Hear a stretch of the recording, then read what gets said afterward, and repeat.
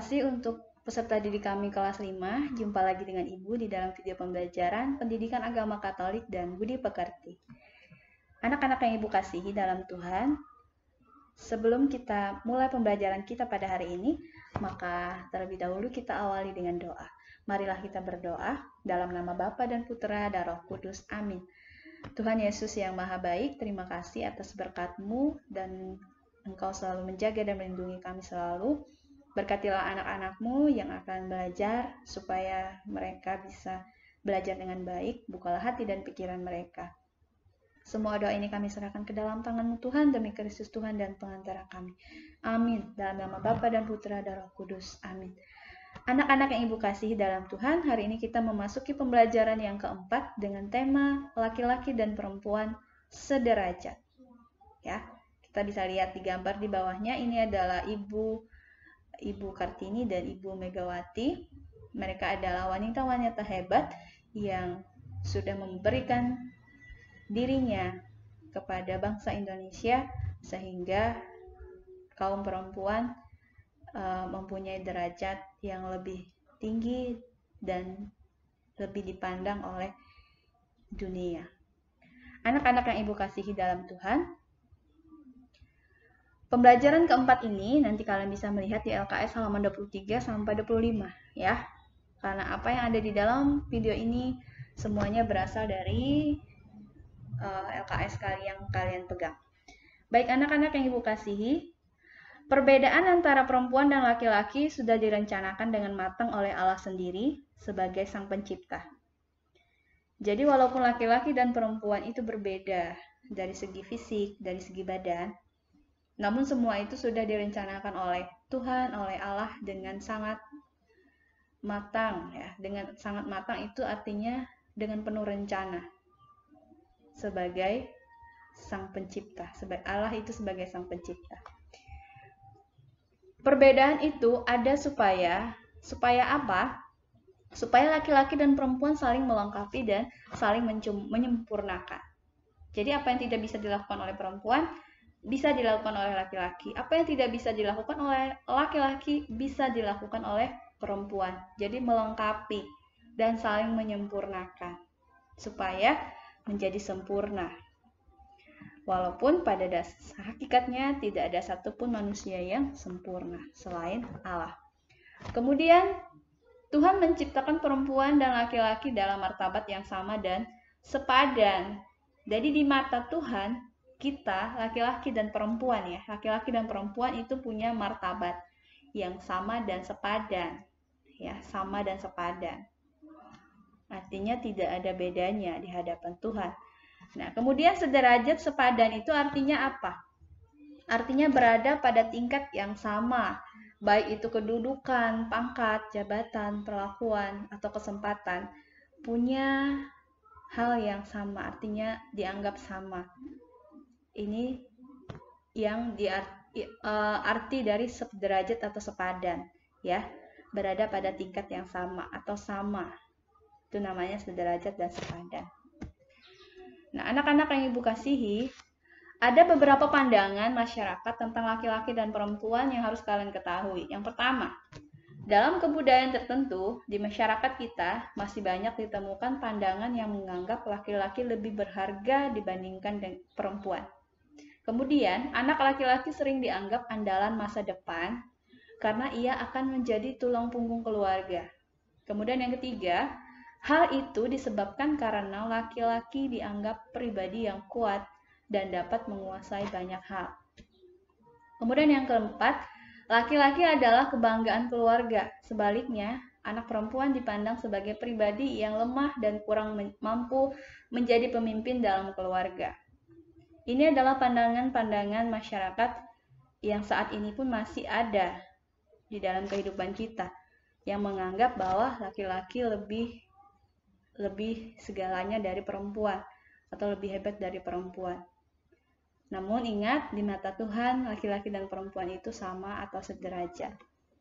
Anak-anak yang Ibu kasih dalam Tuhan, maka sering kita jumpai ada orang tua yang merasa kecewa ketika mengetahui bahwa anaknya lahir ternyata adalah anak perempuan. Ini tidak jarang terjadi ya, ada mungkin sebagian orang tua yang kecewa.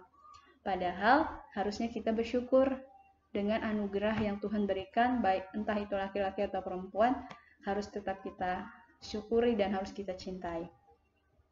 Dalam banyak hal, anak laki-laki sering lebih banyak mendapat kesempatan untuk mendapat pendidikan yang tinggi, dan perempuan kurang memperoleh kesempatan yang sama. Namun saat ini, Ibu rasa perempuan dan laki-laki mempunyai hak yang sama di dalam pendidikan. Ya, bahkan tidak jarang seorang perempuan itu bisa menjadi pemimpin, ya, kalau dia punya kemauan dan tekad yang kuat. Inilah yang disebut budaya patriarki. Patriarki artinya budaya yang memandang kedudukan kaum laki-laki lebih penting dari kedudukan kaum perempuan. Ya, ini pengertian dari budaya patriarki. Dan ini sebenarnya kurang baik ya. Anak-anak yang Ibu kasihi dalam Tuhan, sekarang kita akan melihat kitab Kejadian bab 1 ayat 26 sampai 27. Kita baca bersama-sama. Berfirmanlah Allah, baiklah kita menjadikan manusia menurut gambar dan rupa kita, supaya mereka berkuasa atas ikan-ikan di laut dan burung-burung di udara, dan atas ternak, dan atas seluruh bumi, dan atas segala binatang melata yang merayap di bumi. Sebabnya Allah menciptakan manusia itu menurut gambarnya. Menurut gambar Allah diciptakannya dia, laki-laki dan perempuan diciptakannya mereka. Anak-anak yang Ibu kasihi dalam Tuhan, kitab Kejadian bab 1 ayat 26 sampai 27 ini mau menggarisbawahi hal yang sangat penting di sini. Bahwa Allah menciptakan manusia itu menurut gambarnya. Jadi kita diciptakan itu menurut gambar Allah. Jadi kita menyerupai Allah. Walaupun kita tidak sama dengan Allah, tapi kita menyerupai Allah. Dari semua ciptaan Allah, dari hari pertama sampai hari yang ke-6, hanya manusialah yang paling istimewa, paling spesial diciptakan oleh Tuhan karena kita memiliki akal budi. Ya, mempunyai kemampuan untuk berpikir, mempunyai hati nurani, untuk membedakan mana yang baik dan mana yang tidak baik, dan untuk melakukan kehendak bebas asalkan bertanggung jawab. Dan ketiga hal ini tidak dimiliki oleh makhluk lain. Karena itu, manusia adalah makhluk ciptaan yang paling spesial di mata Allah. Anak-anak yang Ibu kasih dalam Tuhan, jadi berdasarkan Kejadian 1:26 sampai 27 mau menegaskan bahwa laki-laki dan perempuan itu secitra. Secitra itu artinya segambar dan serupa dengan Allah. Kemudian setelah Allah menciptakan manusia laki-laki, Tuhan Allah berfirman, tidak baik kalau manusia seorang diri saja. Aku akan menjadikan penolong baginya yang sepadan dengan dia. Itu ada di dalam Kejadian bab 2 ayat 18. Ya. Di situ ditegaskan bahwa laki-laki itu tidak bisa hidup seorang diri. Sehingga ketika laki-laki itu tidur, Allah secara diam-diam mengambil tulang rusuk dari laki-laki itu dan menjadikannya perempuan. Oleh karena itu, perempuan ada untuk melengkapi laki-laki, dan laki-laki juga ada untuk melengkapi perempuan. Jadi keduanya saling melengkapi satu sama lain, supaya bisa menjadi rekan kerja Allah, bisa menjadi partner Allah, ya. Oleh karena itu, anak-anak yang Ibu kasihi dalam Tuhan, maka Tuhan menjadikan penolong baginya. Jadi Tuhan menciptakan seorang perempuan dari tulang rusuk Adam. Dan setelah itu, perempuan dan laki-laki itu ditempatkan Tuhan di mana? Di Taman Eden atau yang kita kenal dengan Taman Firdaus, supaya mereka memelihara dan menguasai seluruh taman tersebut, sehingga apa yang menjadi kehendak Allah terjadi di dalam kehidupan kita.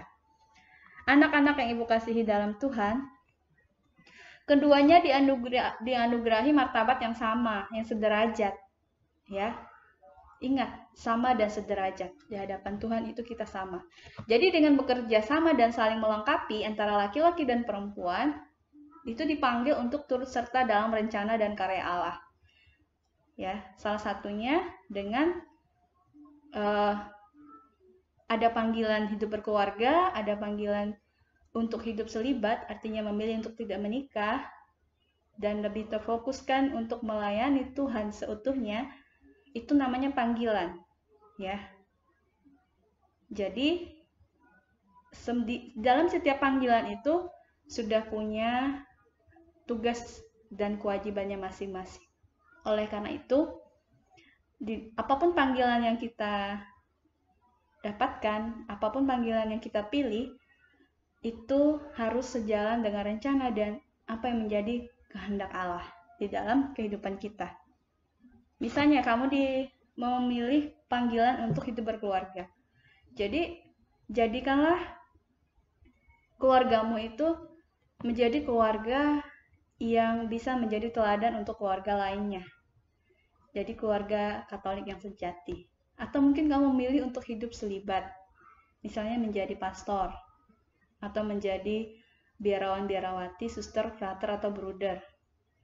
Jadi, kamu harus memfokuskan diri untuk melayani Tuhan dengan sungguh-sungguh. Demi tercapainya kerajaan Allah. Begitu ya. Nah, anak-anak yang Ibu kasih dalam Tuhan, pada zaman Yesus di kalangan bangsa Yahudi, sebagaimana banyak dikisahkan dalam kitab suci, kaum perempuan itu menjadi kaum nomor 2 dalam tatanan masyarakat. Itu dulu pada saat dikisahkan dalam kitab suci, itu pada zaman Yesus. Kemudian beberapa kasus dalam kitab suci memperlihatkan hal itu, antara lain perempuan yang kedapatan berbuat dosa, dihakimi secara sepihak oleh orang banyak, tanpa melihat bahwa kaum laki-laki juga berdosa. Itu bisa kalian baca di dalam Yohanes bab 8 ayat 2-11. Ada beberapa kasus yang memperlihatkan bahwa kedudukan perempuan itu lebih rendah dari laki-laki. Jadi tidak heran jika banyak perlakuan tidak adil terhadap kaum perempuan pada saat itu. Yesus sangat menghargai dan membela kaum perempuan. Itu terbukti ketika Yesus memperlakukan perempuan berzina secara manusiawi. Itu bisa kalian baca di dalam Yohanes bab 8 ayat 2-11. Kemudian Yesus juga memuji seorang perempuan Kanaan yang percaya. Ada di dalam Markus bab 15 ayat 21-28. Dan menempatkan contoh seorang janda miskin yang memberi sumbangan di bait Allah sebagai teladan dalam kejujuran di hadapan Allah. Jadi Yesus selalu berjuang agar tercipta kesetaraan dan kesederajatan antara laki-laki dan perempuan di dalam masyarakat. Jadi hal ini yang perlu kita tiru dan perlu kita contoh, bahwa perempuan juga punya hak yang sama dengan laki-laki. Anak-anak yang Ibu kasih dalam Tuhan, namun perlu diingat bahwa kesederajatan tidak berarti bahwa laki-laki harus dapat atau boleh melakukan apapun yang dapat atau boleh dilakukan oleh perempuan, atau perempuan harus dapat atau boleh melakukan apapun yang dapat atau boleh dilakukan oleh laki-laki. Tidak harus. Jadi ada memang sesuatu yang ada di dalam diri laki-laki yang tidak bisa dilakukan oleh perempuan, atau di dalam diri perempuan yang tidak bisa dilakukan oleh laki-laki. Karena itu memang sudah kodratnya. Contoh misalnya, perempuan itu hamil, mengandung, melahirkan. Ini sudah kodratnya sebagai perempuan. Dan itu tidak bisa digantikan oleh laki-laki. Itu ya, bisa dipahami ya. Nah, kemudian di dalam Katekismus Gereja Katolik, di artikel 2334 mengatakan, ketika menciptakan manusia sebagai pria dan wanita, Allah itu menganugerahkan kepada pria dan wanita martabat pribadi yang sama dan memberi mereka hak-hak serta tanggung jawab yang khas. Anak-anak yang Ibu kasihi dalam Tuhan, sebagai pribadi-pribadi yang lahir dari berbagai budaya, peserta didik juga pernah mengalami kelakuan tidak adil yang diberikan masyarakat pada kaum perempuan. Nah, kita diharapkan memahami kesamaan martabat kaum perempuan dan laki-laki sehingga dapat hidup berdampingan sebagai pribadi-pribadi yang saling menghargai dan saling membantu. Jadi intinya, kita sebagai perempuan maupun sebagai laki-laki harus bisa hidup dengan damai, hidup dengan rukun, saling menghargai, saling membantu, saling melengkapi. Itu intinya ya. Nah, anak-anak yang Ibu kasihi dalam Tuhan, kita lihat di sini. Ini adalah pekerjaan-pekerjaan pekerjaan perempuan yang bisa dilakukan oleh laki-laki. Menyapu, mengepel itu tugas perempuan, namun bisa juga dilakukan oleh laki-laki. Kemudian seperti gambar ini, dia sedang membengkel motor, biasa laki-laki, tapi ini bisa dilakukan oleh perempuan. Ada juga yang perempuan sudah bisa nyupir truk dan bawa bis dan sebagainya. Itu artinya sudah ada emansipasi, sudah ada persamaan martabat antara laki-laki dan perempuan. Artinya perempuan sudah diakui bahwa asal dia mau dan punya kemauan, mampu dan punya kemauan. Baik, jadi untuk hari ini Ibu rasa cukup ya pelajarannya, bisa kalian pahami dengan baik. Sekarang kita akan melihat tugas di rumah. Yang pertama, Tuhan menciptakan perempuan dan laki-laki sepadan. Jelaskan apa yang dimaksud dengan sepadan. Kemudian yang kedua, mengapa laki-laki dan perempuan diciptakan sederajat oleh Allah? Mengapa? Apa alasannya? Yang ketiga, apa yang dapat kamu lakukan sebagai citra Allah ketika berada di rumah? Ya, sebagai rupa dan maksudnya kamu serupa dan segambar dengan Allah. Jadi kamu sudah diciptakan segambar serupa dengan Allah. Ketika kamu berada di rumah, apa yang harusnya kamu lakukan sebagai citra Allah? Dan yang keempat, sebutkan tugas perempuan yang bisa digantikan oleh laki-laki. Dan sebaliknya, sebutkan juga tugas laki-laki yang bisa digantikan oleh perempuan. Jadi, ini adalah tugasnya. Silakan kalian kerjakan.